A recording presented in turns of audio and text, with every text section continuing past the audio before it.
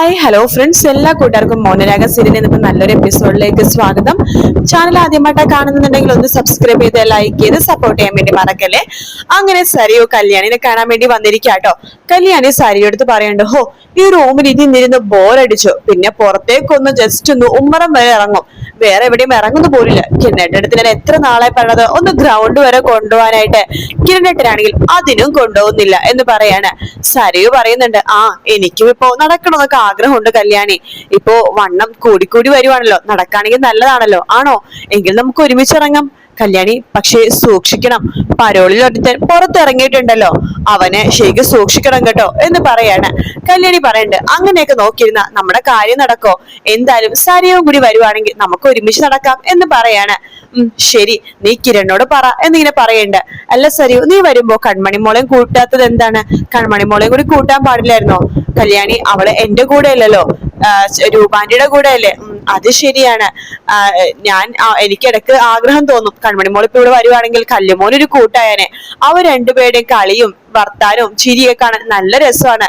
പക്ഷെ കൺമണിമോൾ ഒത്തിരി നേരം മാറിക്കഴിഞ്ഞാ അപ്പൊ അമ്മക്കും അച്ഛനാണ് അതിന്റെ ബുദ്ധിമുട്ട്. അതാ ഞാൻ പിന്നെ അതിനെ കുറിച്ചൊന്നും കൂടുതലൊന്നും പറയാത്തത്. എന്തായാലും നല്ല രസമാണ് അവര് വന്നു കഴിഞ്ഞാ. പിന്നെ ഇവിടെ ആണെങ്കിൽ കാദംബരി ചേച്ചിയുണ്ട്, 24 മണിക്കൂറും എന്റെ കൂടെ തന്നെ ഉണ്ടാകും എന്ന് പറയാണ്. എന്നാ കല്യാണി ഞാൻ ഇറങ്ങട്ടെ, നടക്കുന്ന കാര്യം എന്തെങ്കിലും ആവുകയാണെങ്കിൽ പറഞ്ഞാ മതി, ഞാനും കൂടി വരാം. ശരി. അല്ല, ഇടക്കിടക്ക് സരിയു എന്താ ആലോചിക്കണത്? ഒന്നുമില്ല കല്യാണി, ഞാനൊരു എന്തൊക്കെയാ ആലോചിക്കുകയായിരുന്നു. പിന്നെ മുമ്പ് നമ്മളെല്ലാരും കൂടി ഒരു പ്ലാൻ ചെയ്തിട്ടുണ്ടായിരുന്നു, ഒരു വലിയൊരു കോമ്പൗണ്ടിൽ ഒരു 5-6 വീട് വെച്ചിട്ട് ഞാനും ലക്ഷ്മിയമ്മയും കാർത്തിക ചേച്ചിയും നീയും കൺമണിമോളും അമ്മയും അച്ഛനും എല്ലാവരും ഒരു കോമ്പൗണ്ടിൽ, ഒറ്റ കോമ്പൗണ്ടിൽ പല പല വീടുകളായിട്ട്. ഇപ്പൊ നീ നല്ലൊരു ഡിസൈനർ ആണല്ലോ, ഇനി നീ തന്നെ വീടെല്ലാം ഇന്റീരിയർ വർക്കൊക്കെ ഞാൻ ചെയ്തോളാം, വീടിന്റെ കൺസ്ട്രക്ഷൻ ഒക്കെ നീ തന്നെ ചെയ്യണം സരിയോ. അതിലൊരു വീട് നിനക്കും താരാന്റിക്കുള്ളതാണ്. ഒരു കോമ്പൗണ്ടിൽ എല്ലാരും കൂടി ആവുമ്പോ എന്ത് രസമായിരിക്കും അല്ലെ?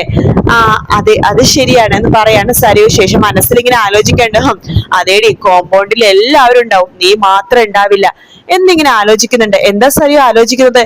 ഒന്നുമില്ല, ഞാനിങ്ങനെ ആലോചിക്കായിരുന്നു, നല്ല രസമായിരിക്കും എല്ലാരും കൂടി ഒരുമിച്ചൊരു കോമ്പൗണ്ടിൽ. അതെ, ഇപ്പൊ നമുക്ക് വലിയ പ്രശ്നമൊന്നുമില്ലല്ലോ. നല്ലൊരു സ്ഥലം കിരണേട്ടടുത്ത് ഞാൻ നോക്കാൻ വേണ്ടി പറഞ്ഞിട്ടുണ്ട്, കിരണേട്ട നോക്കുന്നുണ്ട്. സ്ഥലം കിട്ടിക്കഴിഞ്ഞാൽ പെട്ടെന്ന് തന്നെ പണി കാര്യങ്ങളൊക്കെ ചെയ്യണം, എന്നിട്ട് നമുക്ക് ഒറ്റ കോമ്പൗണ്ടിൽ നിൽക്കണം എല്ലാരും കൂടി, എന്ത് രസമായിരിക്കും എന്നൊക്കെ പറയാണ്. സരിയോ പറയണ്ട്, അതെ എന്ന് ഞാൻ ഇറങ്ങിക്കോട്ടെ കല്യാണി, പിന്നെ സൂക്ഷിക്കണം കേട്ടോ. ഞാൻ പറഞ്ഞത് ഓർമ്മയുണ്ടല്ലോ, പരോളിലൊരുത്ത പുറത്തിറങ്ങിയ കാര്യം. കിരണേട്ടൻ കൂടെ തന്നെ ഉണ്ടല്ലോ, പിന്നെ എന്ത് പേടിക്കാനാണ് എന്ന് കല്യാണി പറയണ്ട്. അത് കേട്ട സരിയോ, ശരിയെങ്കിൽ ഞാൻ പിന്നീട് വരാം എന്ന് പറഞ്ഞിട്ട് അവിടെ നിന്ന് അങ്ങ് ഇറങ്ങുവാട്ടോ. അവിടെ നിന്ന് ഇറങ്ങിയ സരിയു നേരെ കാണാൻ പോണത് വിക്രത്തിനെയാണ്. വിക്രം സരിയും ആ പറഞ്ഞ സ്ഥലത്തേക്ക് വെച്ചിട്ട് വീണ്ടും കാണുവാട്ടോ. സരിയു വിക്രത്തോട് പറയണ്ട്, ആ മനോഹർ എത്ര പെണ്ണുങ്ങളുടെ ജീവിതം തൊലച്ചവനാണ്, എന്നിട്ടാണ് എന്റെ മോളെ കാണിക്കാൻ വേണ്ടി, മനോഹറിനെ കൊണ്ടേ കാണിക്കാൻ വേണ്ടി കിരണും കല്യാണിയും വെപ്രാളം കാണിക്കണത്. അതിൽ കല്യാണിക്കാണ് ഏറ്റവും കൂടുതൽ തിടുക്കം എന്റെ മോളെ അവനെ കാണിക്കാനായിട്ട്. എനിക്ക് അവന്റെ പേര് പറയുമ്പോ തന്നെ ദേഷ്യം വരുവാണ്. ഒരു സമയത്ത് ഒന്നുമില്ലാത്തവളായിരുന്നു അവള്, 3-ാം ക്ലാസ് വരെ അവള് പഠിച്ചിട്ടുള്ളൂ, അവൾക്കൊരു ഭാഗ്യം ഉണ്ടായില്ല. പക്ഷെ ഇപ്പൊ അവൾക്ക് ഭാഗ്യം ഉച്ചയിൽ ഉദിച്ചിരിക്കുകയാണ്. വിക്രം പറയണ്ട്, അത് നീ പറഞ്ഞ ശരിയാ സരിയു, എത്ര പ്രാവശ്യം അവളെ കൊല്ലാൻ വേണ്ടി നമ്മളെല്ലാം പ്ലാൻ ചെയ്തതാണ്. കഴിഞ്ഞ വർഷം പരോളിൽ ഇറങ്ങിയപ്പോ അവളെയും കാർത്തികയും ഒരുമിച്ച് ഇല്ലാതാക്കാൻ വേണ്ടി തന്നെ ഞാൻ ഇറങ്ങിയതാണ്. എന്നിട്ട് അറിയാലോ എന്താ സംഭവിച്ചെന്ന്. അവിടേക്ക് കിരൺ കറക്റ്റ് ആയിട്ട് വരികയും എന്നെ ഇടിച്ച് നിരപ്പാക്കി വീണ്ടും ജയിലിലേക്ക് പറഞ്ഞു വിടുകയാണ് ചെയ്തത്. പിന്നെ ആ കല്യാണി പുറത്തിറങ്ങാൻ വല്ല ചാൻസും ഉണ്ടോ, നീ അന്വേഷിച്ചായിരുന്നോ എന്ന് വിക്രം ചോദിക്കുമ്പോ സരിയു പറയണ്ടേടാ, ഞാൻ അന്വേഷിച്ചായിരുന്നോടാ, അവൾ അങ്ങനെ പുറത്തേക്കൊന്നും ഇറങ്ങലില്ല, വീടിന്റെ മുറ്റത്തേക്ക് മാത്രമേ ഇറങ്ങുന്നുള്ളൂ. പിന്നെ ഗ്രൗണ്ടിലേക്ക് ഇറങ്ങുന്ന കാര്യമൊക്കെ പറയുന്നുണ്ട്. എങ്കിൽ എത്രയും പെട്ടെന്ന് അവള് ഗ്രൗണ്ടിലേക്ക് ഇറങ്ങുവാങ്ങി നീ എന്നോട് പറ, അപ്പൊ തന്നെ ആ കാര്യം നടത്താം എന്ന് പറയാണ്. അവള് പെട്ടെന്ന് ഗ്രൗണ്ടിലേക്ക് പോകുന്ന എനിക്ക് തോന്നുന്നില്ല, എങ്കിലും ഞാനൊന്ന് ശ്രമിച്ചു നോക്കട്ടെ, അങ്ങനെ എങ്ങാനും പോവാണെങ്കിൽ ഞാൻ നിന്നെ വിവരം അറിയിക്കാം സരിയു. പിന്നെ ഈ കാര്യത്തിൽ നീ വേണം സൂക്ഷിക്കാനായിട്ട്. അതെന്താന്ന് പ്രത്യേകം പറയേണ്ട ആവശ്യമില്ലല്ലോ. കിരണിന് ഒരു സംശയവും തോന്നാൻ പാടില്ല. അവനെങ്ങാനും എന്തെങ്കിലും സംശയം തോന്നിക്കഴിഞ്ഞാ പിന്നെ ഒരിക്കലും അവന്റെ ജീവിതത്തിലേക്ക് നിനക്ക് കയറി ചെല്ലാൻ പറ്റില്ല. അറിയാലോ, എനിക്കറിയാടാ. അതുകൊണ്ടല്ലേ ഒരു ഫോൺ കോൾ പോലും നീ ചെയ്യല്ലേ എന്ന് ഞാൻ പറഞ്ഞത്. നമുക്ക് എപ്പോഴും ഇവിടെ ഈ സ്ഥലത്ത് വെച്ചിട്ട് സംസാരിക്കാം, മീറ്റ് ചെയ്യാം. ശരിയുടെ എന്നാ. ശരി, ഞാൻ എന്തെങ്കിലും ഉണ്ടെങ്കിൽ നിന്നെ വന്ന് കാണാം എന്ന് പറഞ്ഞിട്ട് സരിയു അവിടെ നിന്ന് പോകുവാണ്. വിക്രവും ഓരോന്നൊക്കെ ആലോചിച്ചോണ്ടിരിക്കാട്ടോ.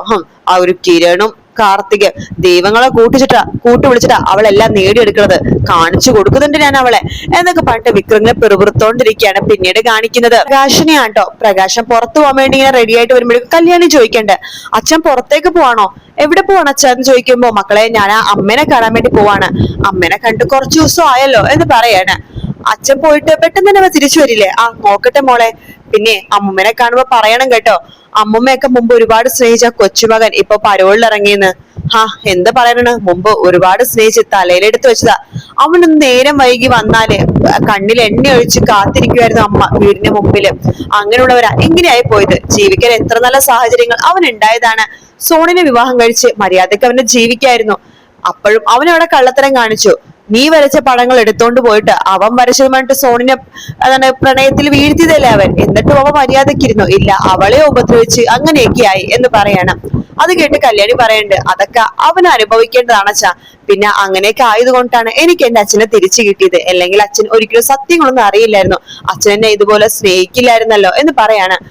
എല്ലാത്തിനും ഒരു നല്ല കാര്യം ഉണ്ടാവും മോളെ, എന്ന് ഞാൻ പോയിട്ട് വരട്ടെ. അച്ഛൻ സൂക്ഷിച്ചു പോണം കേട്ടോ, നോക്കിയിട്ടൊക്കെ പോണം കേട്ടോ, പെട്ടെന്ന് തന്നെ വരണം. ഞാൻ വരാം മോളെ, ശരിയെങ്കിൽ ഞാൻ പെട്ടെന്ന് പോയിട്ട് വരാം എന്ന് പറഞ്ഞിട്ട് പ്രകാശൻ അവിടെ നിന്ന് ഇറങ്ങാട്ടോ.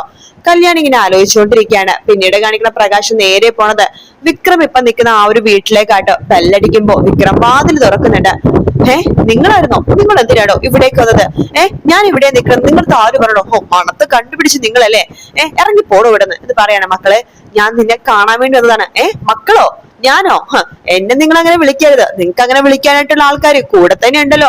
നിങ്ങളുടെ പെമ്മക്കളെ അടച്ചു പിടിച്ചിരിക്കുന്ന ഒരു അച്ഛനല്ലേ നിങ്ങളിപ്പോ? എനിക്ക് നിങ്ങളെ കാണുന്നത് തന്നെ ദേഷ്യമാണ്. ഇവിടെ നിന്ന് ഇറങ്ങി പോടോ. എനിക്ക് നിങ്ങളെ കാണുമ്പോ തന്നെ എന്തോ പോലെ തോന്നുവാണ്. മക്കളെ, ഒരു ദിവസം ഞാൻ നിന്റെ കൂടെ നിന്നോട്ടേടാ. എനിക്ക് നിന്നോട് ഒരുപാട് കാര്യങ്ങൾ സംസാരിക്കാനുണ്ട്. വേണ്ട, തന്റെ പെമ്മക്കളൊക്കെ പുണ്യാളത്തുകളാണെന്നും അവരെ ഉപദ്രവിക്കരുന്നും എന്നൊക്കെ പറയാൻ വേണ്ടല്ലേ താൻ ഇവിടെ നിൽക്കണ്ട. അല്ലട മോനെ, നിനക്ക് വെച്ച് വിളമ്പുണ്ടാക്കി തന്നിട്ട് ഇവിടെ ഞാൻ ഒരു ദിവസം നിന്നോളാം. അച്ഛൻ്റെ ഒരു ആഗ്രഹമാണത്. എന്തിനാണ് താൻ എനിക്ക് വെച്ച് വിളമ്പുണ്ടാക്കി തരുന്നത്? അല്ലെങ്കിൽ നിനക്ക് ഇഷ്ടമല്ലെങ്കിൽ വേണ്ട, ഞാൻ പുറത്തുനിന്ന് ഫുഡ് മേടിച്ചിട്ട് വരാം. വേണ്ട, എന്നിട്ട് ആ ഫുഡിൽ വിഷം കലക്കിയിട്ട് തനിക്ക് എന്നെ കൊണ്ട് തീറ്റിക്കാനായിരിക്കും അല്ലേടോ? കർമ്മം ചെയ്യണ ഒരുത്തൻ തന്റെ കൂടെ ഉണ്ടല്ലോ, തന്റെ പ്രിയപ്പെട്ട മരുമകൻ.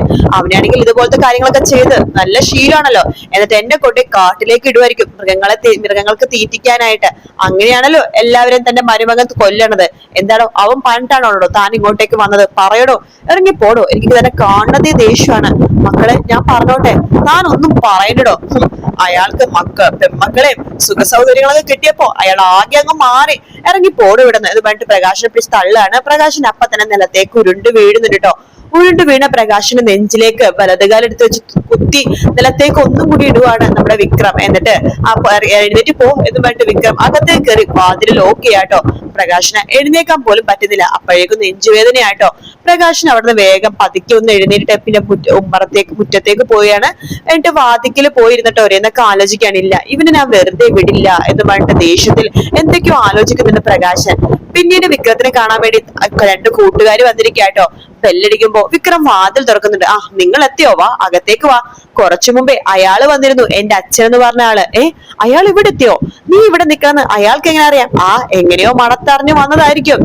അയാൾ അടുപ്പിക്കല്ലേ, പെമ്മക്കളെ മാത്രം സ്നേഹിക്കുന്ന ഒരു അച്ഛൻ അയാളിപ്പോ. എനിക്കറിയാലോടാ, അയാൾ വന്നപ്പോ ഞാൻ അയാളെ ആട്ടി ഓടിക്കാ ചെയ്തത്.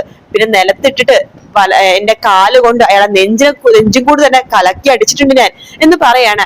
അല്ല, നിങ്ങൾ പോയ സാധനം കൊണ്ടുവന്നോ? കൊണ്ടുവരാതിരിക്കും. നല്ല സ്വയംഭൻ സാധനമാണ്. കൊള്ളാം, അടിപൊളി. അതെ, ജയിലിൽ ഇതൊന്നും കിട്ടില്ല, വല്ലാത്തൊരു ബുദ്ധിമുട്ടാ ഇത് കുടിക്കാതെ ആവുമ്പോ.